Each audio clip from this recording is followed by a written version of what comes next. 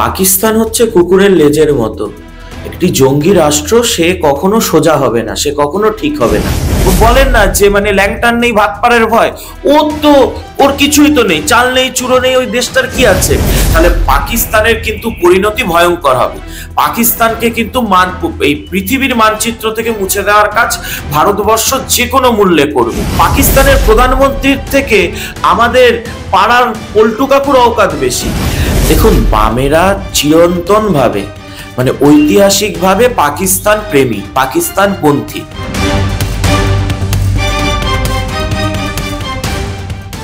অঙ্কনদা, আপনাকে মাধ্যমে স্বাগত। আমরা গতকাল দেখলাম যুদ্ধবিরতি ঠিক 3 ঘন্টার মাথা, ঠিক 3 ঘন্টা পর আমরা দেখলাম পাকিস্তানের তরফ থেকে যুদ্ধবিরতি লঙ্ঘন করা হলো এবং গুলি ছোড়া হলো। কিভাবে দেখছেন বিষয়টা আপনারা?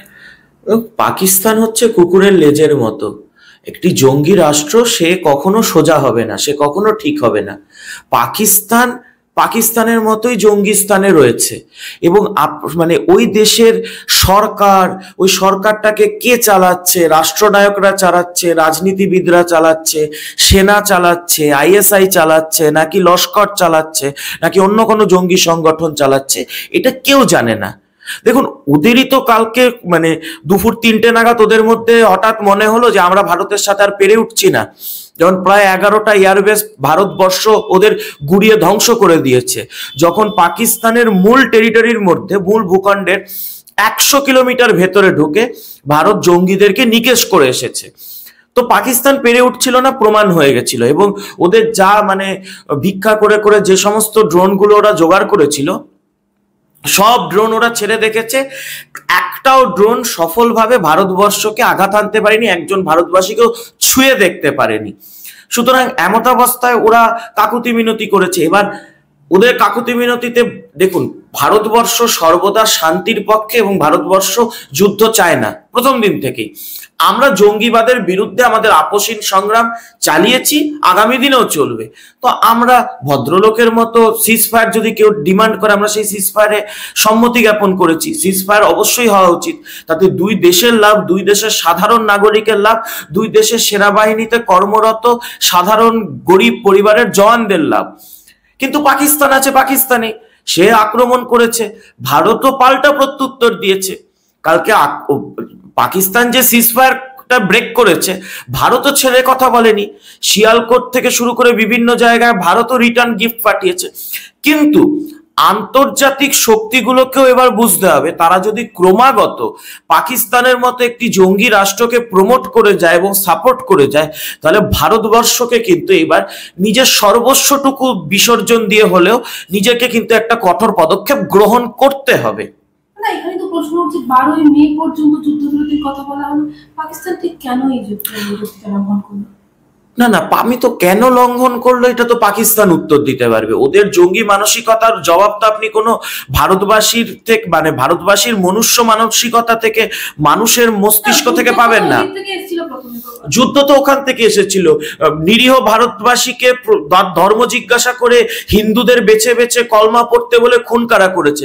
পাকিস্তানি জঙ্গিরা। এবার সেই পাকিস্তানি জঙ্গিরা আবার ভারতবর্ষ যখন জঙ্গিদের বিরুদ্ধে স্ট্রাইক করলো, তখন পাকিস্তানি সেনা কেন ড্রোন অ্যাটাক করলো? অর্থাৎ পাকিস্তান রাষ্ট্র হিসেবে তো ভারতের ভারতের জঙ্গি আক্রমণকে প্রমোট করেছে। কিন্তু ভারত তো ধরুন, ভারতবর্ষকে তো ভারসাম্য মেনে চলতে হয়। যে কোনো দায়িত্বশীল রাষ্ট্র সমরনীতি ও কূটনীতির ভারসাম্যে চলে। কূটনীতির জন্য সমরনীতিকে নিষ্ক্রিয় করে রাখে না, আবার সমরনীতির জন্য কূটনীতিকেও নিষ্ক্রিয় রাখা হয় না। কারণ আজকে ধরুন, ভারতের যদি কোনো ক্ষতি হয়ে যায়, ভারতের যদি কোনো নাগরিকদের নিরাপত্তা বিঘ্নিত হয়, তা তো আমরা মেনে নিতে পারবো না। তো দায়িত্বশীল রাষ্ট্র হিসেবে ভারতের ভূমিকা পালন করছে। কিন্তু সামনে যদি উন্মাদ থাকে, সামনে যদি পাগল থাকে, সেই উন্মাদদের সাথে আপনাকেও তো ভদ্র আচরণ আপনি কতদিন করে থাকতে পারবে? তো ভারতকে সেই জন্য ভেবে চিন্তে পদক্ষেপ নিতে হচ্ছে সবটাই। কারণ ওর উন্মাদের তো বলেন না যে ল্যাংটার নেই ভাত পাড়ের ভয়, ওর কিছুই তো নেই, চাল নেই চুরো নেই, ওই দেশটার কি আছে? ওদের মধ্যে কিছু কমান্ডার, তারা তো অলরেডি শুনেছি তাদের বউ বাচ্চাকে দুবাইয়ে পাঠিয়ে দিয়েছে স্পেশাল বিমানে করে।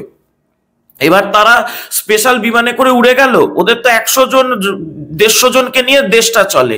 এবার দিয়ে ভারতবর্ষের ওপর পারমাণবিক বোমা চার্জ করে দিল, ভারত তার বিনিময়ে ধ্বংস করে দিল পাকিস্তানকে। কিন্তু পাকিস্তানের 20 কোটি ধ্বংস হলো, ভারতবর্ষের ধরুন 10-12 কোটি ধ্বংস হলো, আলাদা কথা, কিন্তু ভারতবর্ষের যে পার্মানেন্ট লসটা হবে সেইগুলো তো ভারতবর্ষকে বিবেচনা করতে হচ্ছে। সবটা বিবেচনা করে দায়িত্বশীল রাষ্ট্র হিসেবে ভারতবর্ষ তার ভূমিকা পালন করছে। আমরা দেখলাম গতকাল একটি ভারত সরকার থেকে একটি বিবৃতি, যেটা আমরা দেখলাম এখানে বলা হয়েছে কোনো জঙ্গি কার্যকলাপ হলে তার যুদ্ধ হিসেবে গণ্য হবে। একেবারেই তাই। কারণ ধরুন বিভিন্ন আন্তর্জাতিক সম্পর্ক বা বিভিন্ন ধরনের আন্তর্জাতিক সংস্থাকে পাকিস্তান নিজের শিল্ড হিসেবে ব্যবহার করতে চাইলেও সমগ্র পৃথিবীকে এটা বুঝতে হবে যে পাকিস্তান যদি ক্রমাগত এই ধর্মীয় মৌলবাদী জঙ্গিবাদী আক্রমণ ভারতবর্ষের উপর চালিয়ে যায়, তাহলে পাকিস্তানের কিন্তু পরিণতি ভয়ঙ্কর হবে। পাকিস্তানকে কিন্তু এই পৃথিবীর মানচিত্র থেকে মুছে দেওয়ার কাজ ভারতবর্ষ যে কোনো মূল্যে করবে। তো ভারতবর্ষ সে কথাটাই বলেছে, আমরা ভদ্রতা রক্ষা করতে জানি, আমরা শান্তি রক্ষা করতে জানি, আমরা শান্তি চাই, কিন্তু সেই শান্তি যদি আমাদেরকে বাধ্য করা হয় যে সেই শান্তি রক্ষার্থে আমাদেরকে কোনো কঠোর পদক্ষেপ নিতে, আমরা কিন্তু কঠোর পদক্ষেপ নিতে পিছপা হব না, এটা আমরা পরিষ্কারভাবে জানিয়ে দিয়েছি। আমরা ওটাতে দেখছি শাহবাজ শরীফ, তিনি একটা ভিডিও বার্তা দেখলাম ওনার ভাইরাল হচ্ছে, সেখানে তিনি বলছেন যে এবার ময়দানে দেখা হবে। প্রথম দিন তো বাংকারে লুকিয়ে পড়েছিলেন, প্রথম দিন ভারতের ড্রোন অ্যাটাক সামলাতে না পেরে তো বাসস্থান ছেড়ে পালিয়ে বাংকারে ঢুকে পড়েছিলেন। আর পাকিস্তানের প্রধানমন্ত্রীদের কোনো অওকাদ আছে আপনি বলুন? পাকিস্তানের প্রধানমন্ত্রীর থেকে আমাদের পাড়ার পল্টু কাকুর অওকাদ বেশি। পাড়ার আমাদের যে রাস্তায় যে ওই ভিক্ষা চায় না, ভিখারি রয়েছে, তাদের অওকাদ বেশি, তাদের মান সম্মান বেশি, তারা অন্তত মানে সম্মানের সাথে ভিক্ষা করে খেতে পারে। ওদের তো প্রত্যেক প্রধানমন্ত্রী ওই গুলি খায়, না হলে জেলে যায়, তারপর তো আবার জেলে থেকে শুনি শ্লীলতাহানির শিকার হয়ে গেছে। ইমরান খানের কি অবস্থা আপনি দেখুন। তো এই তো হয়েছে শাহবাজ শরীফের। কি শাহবাজ শরীফ আগে নিজে ভাবুক যে আগামী দিনটা জেলে থাকবে, নাকি মানে খুন হতে হবে তাকে, নাহলে বাংকারে লোকাতে হবে, নাকি দেশ ছেড়ে পালাতে হবে, কি করবে শাহবাজ শরীফ নিজের কথা ভাবুন। কারণ ওদের পদের কোনো ঠিক নেই, কোন দিন ওদের সেনা প্রধান এসে ওনাকে এক লাথি মেরে ফেলে দেবে ওনার চেয়ার থেকে, এই ঘটনা তো আমরা দেখি। ওদের প্রধানমন্ত্রীকে নিয়ে যত কম কথা বলা যায় ততই ভালো। আমরা দেখছি এই যে যুদ্ধ মানে প্রত্যাঘাত, ভারত যেভাবে প্রত্যাঘাত করছে, এই সময় আমরা দেখছি বাম বা যারা বাম সংগঠন বা কয়েকজন বাম মতাদর্শী, তারা বলছে যে যুদ্ধ নয় শান্তি চাই। কিন্তু যখন পেহেলগাঁওয়ে ঘটনা ঘটেছিল তখন তারা বলছিল সিকিউরিটি কোথায় ছিল, সিকিউরিটি কোথায় ছিল। তারপরে তারা দেখছি বলছে যখন বলছে মোদি কিছু করছে না, যখন ভারত প্রত্যাঘাত করছে সেই সময় কেন তারা বলছে যুদ্ধ নয় শান্তি চাই? দেখুন, বামেরা চিরন্তন ভাবে মানে ঐতিহাসিক ভাবে পাকিস্তান প্রেমী, পাকিস্তান পন্থী। কখনো এরা চীনকে নিজের বাবা বানায়, কখনো এরা পাকিস্তানকে নিজের বাবা বানায়। কারণ এরা একটা আদ্যপান্ত একটা ভারত বিদ্বেষী, হিন্দু বিদ্বেষী রাজনৈতিক সংগঠন। আপনি যদি দেখবেন যে এই দেশটাকে এরা ধর্মনিরপেক্ষতার কথা বলে, তাহলে আগে ভারত ভাগ করতে হবে, আজকে সংখ্যালঘুদের মুসলমানদের আত্মনিয়ন্ত্রণের অধিকার দিতে হবে বলে একটা ধর্মের নামে একটা দেশ গঠনের জন্য কে সওয়াল করেছিল? মুসলিম লীগের পাশে দাঁড়িয়ে জিন্নার দাবির পাশে সমর্থন করে কে পাকিস্তান রাষ্ট্রকে সমর্থন করেছিল? ভারত ভাগকে কে সমর্থন করেছিল? পাকিস্তানের জন্মের জন্য অনুঘটকের ভূমিকাকে পালন করেছিল এই বামপন্থীরাই সেদিনকে, এই কমিউনিস্টরাই সেদিনকে। তো এরাই তো পাকিস্তানকে মানে হলো তাত্ত্বিক বা বৈচারিক সমর্থনটা দিতে থাকে, বরাবর দিতে থাকে। প্রথমে বলল কি নরেন্দ্র মোদীর দম নেই, কোথায় গেল 56 ইঞ্চির দম, পেহেলগাঁও এসে মেরে গেল। পেহেলগাঁও এসে 26 জন নিরীহ ভারতবাসী হত্যার বদলা 200 জন পাকিস্তানি ইসলামিক মৌলবাদী জঙ্গিদেরকে হত্যা করে নিকেশ করে বদলা নিল। 10 গুণ বদলা হলো। ওদের 11টা এয়ারবেস গুড়িয়ে দেওয়া হলো, ভারতীয় সেনা যা করলো। সেই সময় এদের হঠাৎ মনে হয়ে গেল না যুদ্ধ নয় শান্তি চাই, না যুদ্ধ নয় শান্তি চাই। আমাদের প্রায় 16-17 জন সেনা মারা গেছে এর মধ্যে লাইন অফ কন্ট্রোলে দেশের সুরক্ষা করতে গিয়ে। আমার প্রশ্ন এদের কাছে, যারা বলছেন যুদ্ধ নয় শান্তি চাই, আমরা তো কেউ যুদ্ধ করতে চাইনি। কোনো ভারতীয় বা কোনো ভারতীয় সেনা বা কোনো ভারতবাসী তো ও দেশে গিয়ে হনুমান চালিসা পড়ো বা দুর্গার মন্ত্র পড়ো বা আদ্যা স্তোত্র পড়ো বলে নিরীহ পাকিস্তানি মুসলমানদেরকে তো খুন করেনি। খুন আমাদেরকে হতে হয়েছে, রক্ত আমাদের ঝরেছে। তারপর আপনি আমাদেরকেই জ্ঞান দেবেন যে আমরা বদলা নেব না, আমরা যে জঙ্গিরা এসে সাধারণ নিরীহ ভারতবাসীকে মারবে আমরা তাদের বিরুদ্ধে প্রত্যাঘাত হানবো না, তাহলে কি করবো? আমরা মার খেতে থাকবো, আমাদের রক্ত ঝরতে থাকবে, এই দেশটাও পাকিস্তান হয়ে যাবে একদিন, এই দেশেরও সব হিন্দুকে মেরে খুন করে দেওয়া হবে।